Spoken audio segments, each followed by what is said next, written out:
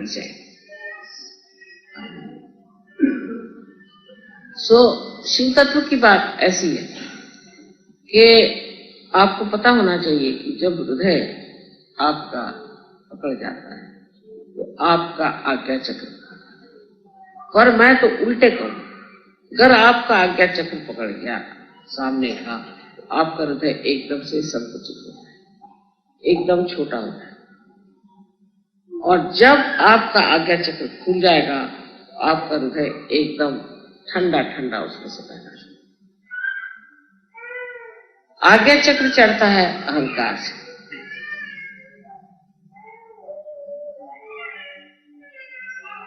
क्योंकि आप इस राजधानी में रहते हैं और सब घोड़े पे सवार लोग हैं, आप भी सोचते हैं बच्चों को जरा, पता नहीं क्यों बच्चे रो रहे हैं, इनको देखना चाहिए, जो बच्चे रो रहे हैं उनको देखना चाहिए।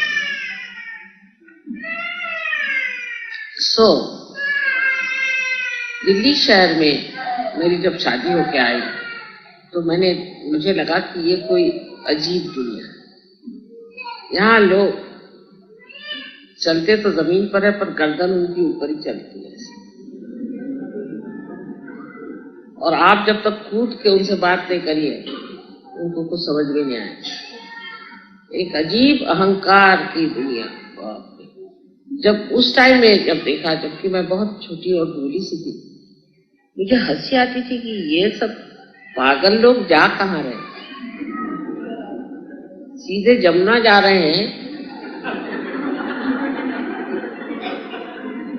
किसी घाट पे जा रहे हैं, कुछ समझ भी नहीं आता।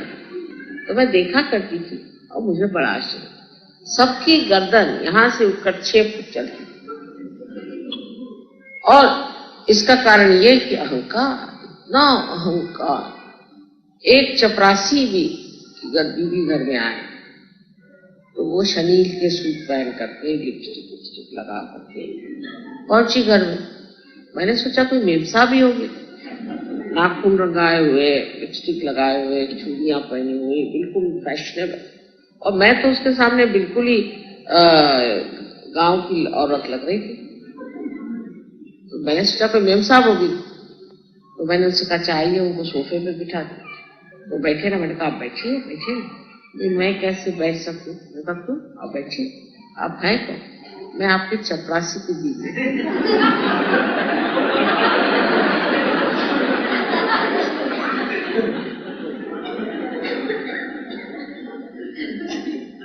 तो मैंने कहा कोई हल्के बैठ जाइए अब आप। और फिर इतनी उसमें घमंड थी, मैंने देखा कि उतनी तो कलेक्टर के नहीं हुई। तो मैंने कहा जब इनका यह हाल है तो कलेक्टर की बीवी क्या होगी?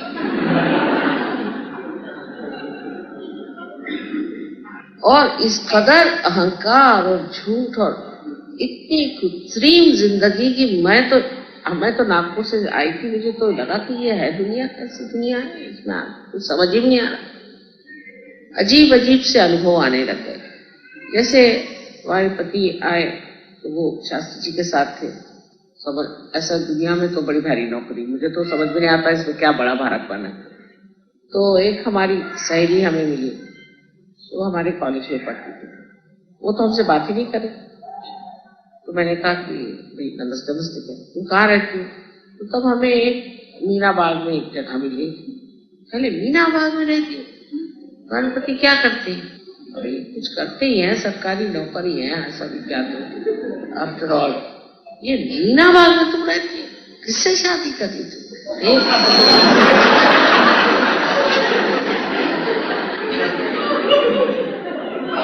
तुमको और कोई नहीं मिला?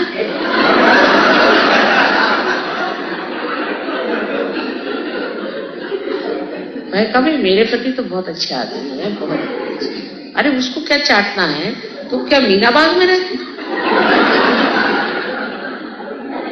मैंने सोचा कि इसको सारी दुनिया में कौन कहाँ रहता है, किसकी क्या पोजीशन है, उसको सब पाठ याद कि कहाँ रहते हैं।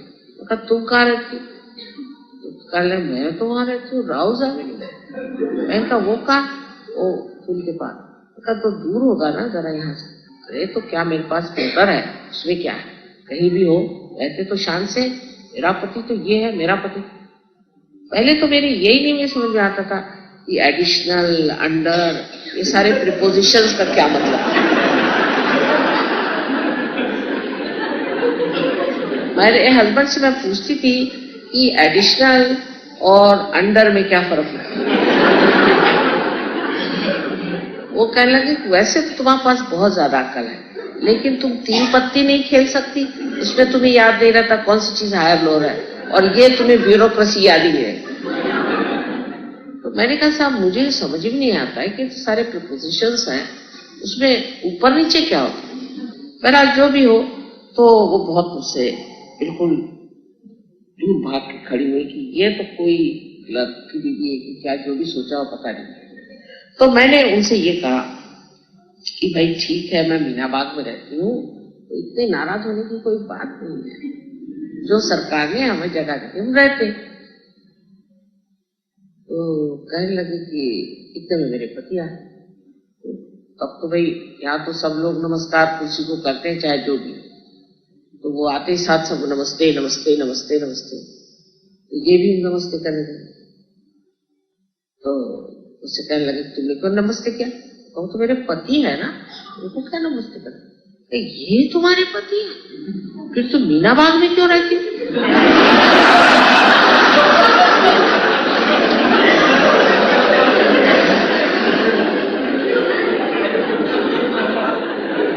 तो जैसे कि कोई वो एरवड़ा का जेल है कि क्या मीना बाग में,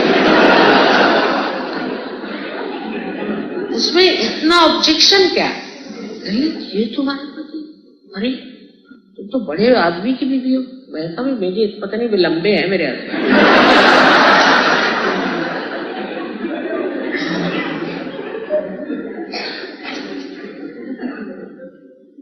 तो कहने तुम तो मेरी गंवार, तुमको तो वो फलानी जगह में कोठी मांगनी चाहिए। मैंने कहा काहे के लिए। तो कहले वाह इतने बड़े आदमी हैं, तो क्या तुमको बड़ी कोठी नहीं चाहिए। तो भाई मुझे तो छोटा ही घर अच्छा लगता है, क्योंकि सफाई वफाई करे मुश्किल जाती है। तो कहले क्या तुम्हारे घर में नौकर नहीं। मैंने कहा है, पर उसको बहुत ज्यादा काम पड़ेगा ना, तो बेहतर है छोटा ही घर अच्छा है। इस कदर यहाँ पर आर्टिफिशियलिटी, ऊपरी तरह से बात, ऊपरी तरह का बात। उसके बाद तो वो समझ लीजिए उन्होंने मुझे रोज एक फोन करती थी, मैं तो परेशान। मैंने कहा इसको क्या होगा भाई, अभी तो ये मीना बाग से घबराती थी और वो रोज ही आने के लिए बैठी हुई मीना बाग, समझ में नहीं आ रहा। इस तरह की ये चीजें मैंने जब देखी तो मैंने सोचा यहाँ के लोगों का दिमाग क्या हो जाएगा। अगर समझ लीजिए कोई बिल्ली से आप कहते कि आप घोड़ा है, तो वो घोड़ा राह एक तरफ, वो बिल्ली क्या हो जाएगी ये बता दीजिए। वही हाल यहाँ के लोगों का, कि हर आदमी जो है वो अपने को पता नहीं क्या समझता है, और ये सब बाहर की लादे हुए गोबर के टुकड़े उनको लेकर के कौन सी शान बघारते हैं। ये तो कल गिर जाएगी, सब चीज गिर जाएगी, ये सब विनाशी चीज रखा क्या। आज बड़े कुर्सी पे बैठे, कोई भी आदमी हो, कितना भी खराब हो, बिल्कुल पक्का प्रसिद्ध लोफर हो, कैसा भी हो, वो कुर्सी पे बैठे सब हाथ जोड़े खड़े। वो कोई प्रतिबंध है ही नहीं कि किस तरह का आदमी कुर्सी पर बैठे। अच्छा, और अगर वो आदमी उस कुर्सी से उतर गया तो उसकी सारा कच्चा चिट्ठा आप पूछ लीजिए। जब तक वो कुर्सी पर है तो वो तो समझ लीजिए भगवान से भी बढ़, भगवान ही लोग उसको कहते हैं। आपको आश्चर्य होगा कि बहुत से लोग उस जमाने में जब आते थे हमारे हस्बैंड को मिलने, तो पूछते थे वो भगवान जी हैं। तो मैंने कहा कौन भगवान जी। तो साहब वो भगवान जी हैं, भगवान जी। तो मैंने कहा शास्त्री जी कौन। अरे वो परम भगवान। आप कौन। मैंने कहा यहाँ में नौकरानी है। तो तब से मैं अपने पति को भगवान जी चिढ़ाती हूँ, कहना बस करो आप, मुझे मत चिढ़ाया करो। इस कदर का घमंड, इस कदर का जोर, इस कदर की जबरदस्ती, और उसमें एक औरतों में जो एक विशेष रूप से एक विचार आता है कि ओ इसकी तो मुझे तो यही नहीं पता था कि मेरे पति कहाँ कितना क्या उनकी पोजीशन है, और उन लोगों को तो सारी सिविल लिस्ट मालूम, उनका नंबर इतना तो उसका नंबर उतना तो उसका ये। मैंने कहा ये क्या घोड़े की लिस्ट बना रहे हो, ये किस लिए तुम इस तरह की बातें कर। और उन लोगों की बातें मुझसे समझ ही में मेरे आती नहीं थी, क्योंकि बैठे बैठे डिस्कशन करती रहती थी, इसको ये प्रमोशन मिला उसको वो प्रमोशन। अच्छी भली पढ़ी लिखी औरतें, एजुकेटेड, हम लोगों के साथ पढ़ी लिखी औरतें थी, वो ना कुछ पढ़ना ना लिखना ना कुछ जानना ना कोई बातें, बस ये पति की नौकरी कौन सी, उसी के एक प्रकाश में मार अपने को कुछ। इस कृत्रिम जीवन से आप एकदम हट जाइए, इस कृत्रिम जीवन को एकदम आप छोड़ दीजिए। ये जो कुछ भी बेमसाबियत है ये अब खत्म हो चुका, अब असलियत पर आना है, क्योंकि अब सहयोगी, और सहयोगी के लिए ये जरूर है कायदे कपड़े पहने, कायदे से रहे, सुशोभित रहे, ये सब चीज ठीक है, लेकिन अपनी सीमा में। और इस कृत्रिमता को जब आप हटाएंगे तभी आप देखिएगा कि अंदर जो शिव तत्व आपके अंदर चमक रहा है, आपकी जो शान है वो देख रहे दुनिया, कहते कि है ना ये तो ऐसी एक आप है, आप मिले आप क्या चीज। फिर वो कुर्सी से उतरे, चाहे कुर्सी पर बैठे, चाहे वो बाहर जाए चाहे अंदर जाए, सारी दुनिया उनके नाम से ही सोचेगी वाह क्या नाम दिया। ये सहयोगी की बात है। एक ऐसा चरित्र होना चाहिए, एक ऐसा विशेष स्वरूप होना चाहिए जो कहे कि शिव जी जो थे वो तो राक्षसों को भी क्षमा कर। इस प्रकार इस शिव तत्व को हमने मान्य कर लिया और उनका क्षमा तत्व हमारे अंदर जब बस गया तो हमें कोई सता ही नहीं सकता, कोई दुख ही नहीं दे सकता, क्योंकि जब हमें याद ही नहीं रहा इसने क्या तकलीफ दी तो हमें कौन सा दुख हो। इस शिव तत्व में उतरने के लिए सबसे पहले आपको समझ लेना चाहिए कि बिल्ली बिल्ली है, एक घोड़ा नहीं, और बिल्ली पे बैठा नहीं जाता, नहीं तो बिल्ली मर जाती। ये नहीं सोचना है कि हम दिल्ली में रह रहे हैं तो हम कोई विशेष नहीं, जैसा ही ये सोच लिया ऐसे ही आपका जो है सारा चरित्र ही एक हास्यास्पद इडियोटिक हो जाए। एक और भी मजेदार बात कि एक साहब मिनिस्टर साहब से मिलने गए, एक साहब वहां बहुत कूद रहे थे, तो उनका साहब आप इतना क्यों कूद रहे हैं, आपको पता नहीं मैं पिए हूँ। अच्छा पिए हैं, अच्छा नमस्कार, ये तो पिए हुए आदमी है।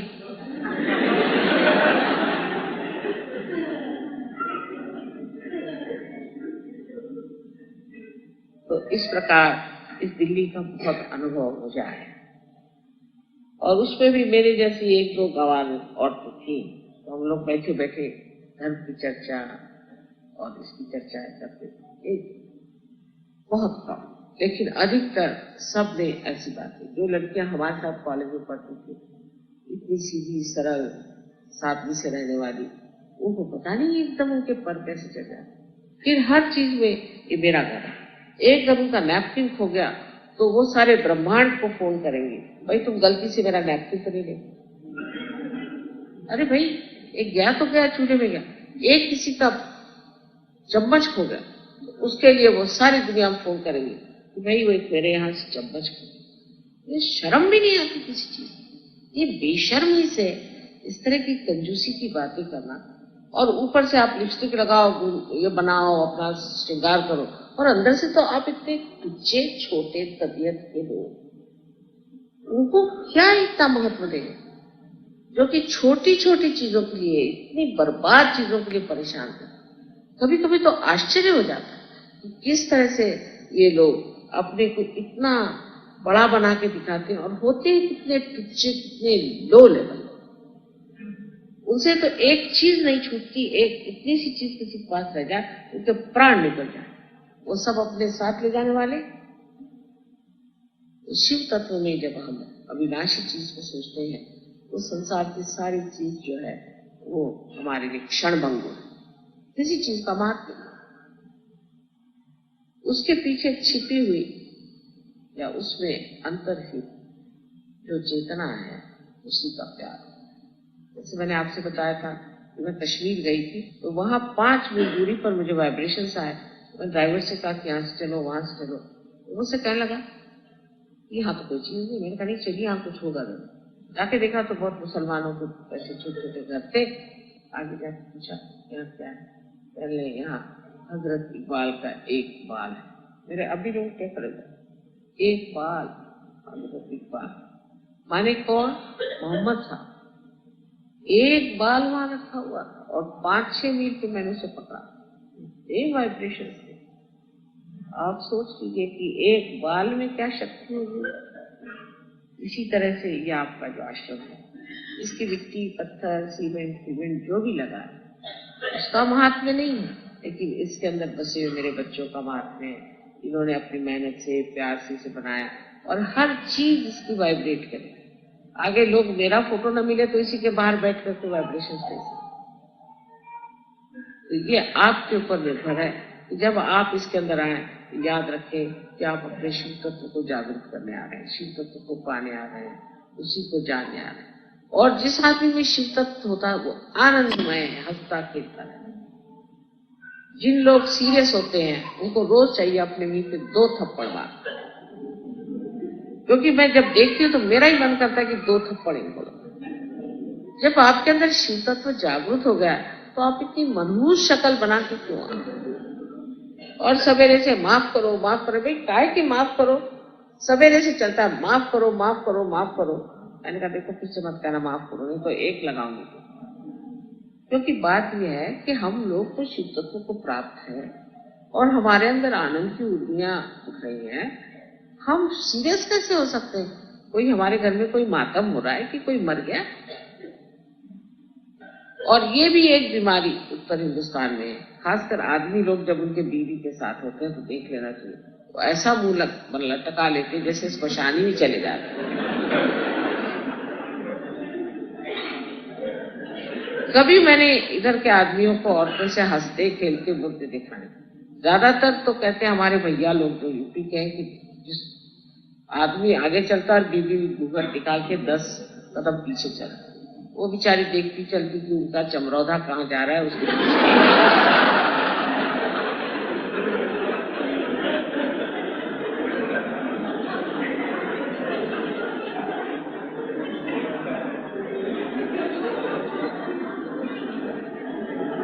और आदमी लोगों को तो बीवी से बात करना, किसी आप होटल में जाके बैठिए, किसी रेस्टोरेंट में बैठिए, वहां अगर आप देखिए कोई आदमी किसी औरत से बहुत बात कर रहा है तो समझ लेना चाहिए इसकी वो बीवी नहीं है। इम्पॉसिबल।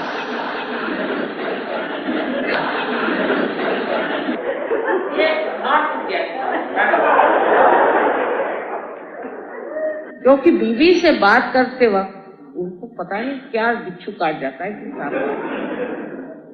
और ये इतना कॉमन एक्सपीरियंस मैंने देखा है कि बीवी वो घर में खाएगा, उससे बात भी नहीं करने का, ना उसे कहीं बाहर ले जाने का, उससे कोई कंपेनियनशिप नहीं। और शिव और पार्वती ये दोनों अटूट संबंध से लगे, जैसे चंद्र और चंद्रिका जैसे अटूट संबंध। किसी और के साथ उनका संबंध चल ही नहीं सकता और आनंद आ ही नहीं सकता, क्योंकि स्त्री उनकी शक्ति है और यही कार्य वो करती है जो ये चाहते हैं। इतना आपस में मधुर उनका संबंध है और किस तरह से आदान प्रदान और किस तरह से आनंद। तो आदमी जो है वो हंसता खेलता रहे, औरतें जो है वो भी हंसती खेलती रहे और आपस में बड़ा प्रेम और आनंद आता रहे। उसे कहना चाहिए ये जो है ये शिव और पार्वती का प्रतिनिधित्व है। शिव अपने ढंग से, पार्वती अपने ढंग से। शिव जी ये नहीं कहते कि तुम मेरे ढंग से जाओ और पार्वती ये नहीं कहती कि तुम मेरे ढंग से, ना कोई जबरदस्ती ना कोई ये, और आपस में एक तरह का बड़ा सा ही अच्छा लास्ट जिसे कहते हैं प्यार मनमुटाव चलता है। शिव तत्व से हमें ये भी समझना है कि जो विवाह हमारे अंदर होते हैं वो तभी पूर्णतया सुखी हो सकते हैं जब पुरुष और स्त्री दोनों ही अपने आनंद को प्राप्त।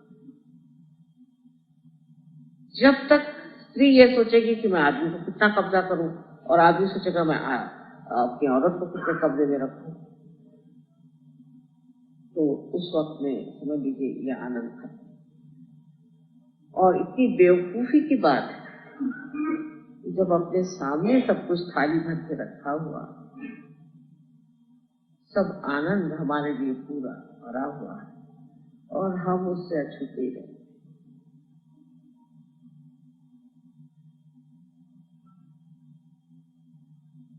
आपस में जो सहयोग का आपस में मेल जोड़ है वो तो बहुत अच्छी बात है, लेकिन अपने गृहस्थी में भी किसी तरह से मेल जोड़ होना चाहिए। ना कोई स्त्री पुरुष को डोमिनेट करे, ना पुरुष स्त्री को डोमिनेट करे, सब लोग अपने अपने जगह आनंद लें। इसमें आपको ये भी है, यहाँ औरतें इसलिए भी चिड़ती आदमी से बहुत, दिल्ली में मैंने देखा उनके पति काम में बहुत व्यस्त रहे। अगर आपके अंदर शिव तत्व, आपके हृदय में शिव तत्व, इस शिव तत्व से ही आनंद मिलता है। अगर आप चाहें अपने पति से आप आनंद को नहीं पा सकते, उसे सुख पा सकते, उससे आप अहंकार को अपने पाल सकते, लेकिन पति से आपको आनंद नहीं मिलता। आनंद के लिए तो आप ही का अपना शिव तत्व है, उसको पाना। तो फिर दुखी रहने कौन सी बात, अगर उसको काम करना है, मेहनत करना है। हम तो अपने जीवन में आप बताएं तो आपको विश्वास ही नहीं होगा, जितने साल तक हम इंडिया में रहे, हमारे पति ने एक दिन छुट्टी ली, सारे एक, वो भी इसलिए छुट्टी ली एक दिन, उस दिन मौलाना आजाद मर गए थे और सब चीज बंदी हो गई। लेकिन मैंने कभी शिकायत, तो मैं अपने आनंद में मगन हूं, मुझे क्या, वो तो अच्छा ही काम कर रहे हैं, इसका काम कर रहे हैं, मेहनत कर रही है, वो काम करने दो। और उनके काम की वजह से मुझे भी तो कितने लाभ हो रहा है, तो उनको बार बार सताने से फायदा क्या और तकलीफ देने से फायदा क्या। उल्टे जब वो थक के आए, उनको तकलीफ हो तो उसको देखना चाहिए, उनको आराम देना चाहिए, उनको संभालना चाहिए। ये चीज हमारे यहाँ हो नहीं पाती, इसलिए भी आनंद बढ़ता है। औरतें तो दिन भर आराम करती हैं और शाम को चाहती कि आदमी 12-1 बजे तक उनको घुमाते थे। इसमें आपको ये पता होना चाहिए, आपको अगर पूरे रात भी घुमाए आपको आनंद नहीं आने वाला, तो क्या आपका आत्मा ही जागरूक, आपका आत्मा जागरूक कर हो जाए तो आपको इसकी जरूरत ही नहीं होती। हम दोनों आदमी आज तक कहीं घूमने अकेले नहीं गए आपस में, लेकिन कुछ मुझ में कमी नहीं है, मैं तो मस्त हूँ, मुझे तो, और उनमें भी कमी नहीं। अगर ये चीज समझ ली जाए कि हमारी आत्मा से ही हम आनंद को प्राप्त करते हैं, और जिस सुख को हम सोचते हैं वो विनाशी सुख। तो जब तक आनंद में रहना, आनंद में रहो। ये चीज नहीं की, वो चीज नहीं की, ऐसा नहीं किया, दोनों का भी कहना ये दुख का कारण। आज इसलिए मैं बता रही हूँ, मनुष्य निस्संग में आ जाए, निस्संग, कोई भी चीज उसको न रोके, जहाँ किसी भी चीज की लालसा, किसी भी चीज की इच्छा उसको न दबाए, तब कहना चाहिए वो सहयोगी, तब वो सहयोगी हो गया। जहाँ वो किसी भी इच्छा से पूरा नहीं, ये चीज नहीं चलो दूसरी चीज, वो चीज नहीं चलो दूसरी चीज, ऐसा जो मस्त रहता है आदमी, उसको कहना चाहिए वो सहयोगी। और आशा है इस दिल्ली शहर में आप इस तरह से लोग तैयार होने वाले हैं और होंगे, क्योंकि अब हमारा आश्रम बन गया है और आज इस शुभ अवसर पे हमने शिव तत्व को प्राप्त किया है, जो आनंद है। लोग देख करके सोचे कि हाँ साहब आनंद होते, और आनंद की जो एक लहर होती है, जो आपस में जो एक उसका फैलाव होता है, देख करके मैं इतनी खुश होता हूँ। मेरे बच्चे इतने आपस में खुश हैं, जो प्रेम से बैठे हैं और एक दूसरे का मजा उठा रहे हैं। यानी जब इन लोग की दोस्ती देखती है ऐसा लगता है ये दिल्ली जो है आपका बदलती है, जहाँ पे दोस्ती नहीं, आपस में इसको काट, उसको खींच, उसको ये कर, एक को नीचा कर, एक को ऊपर कर, उस जगह ये दोस्ती का वातावरण, और इतना शुद्ध दोस्ती के लिए दोस्ती, प्यार के लिए प्यार, इससे बढ़ के और माँ को खुश नहीं। ये भी दिन हो जाए तो मैं कहूँ कि इस आश्रम बनाने का और मेरी जो मेहनत है उसका सब मुझे फल। आशा है आज आप लोग अपनी स्वीकृति को स्थापित करें।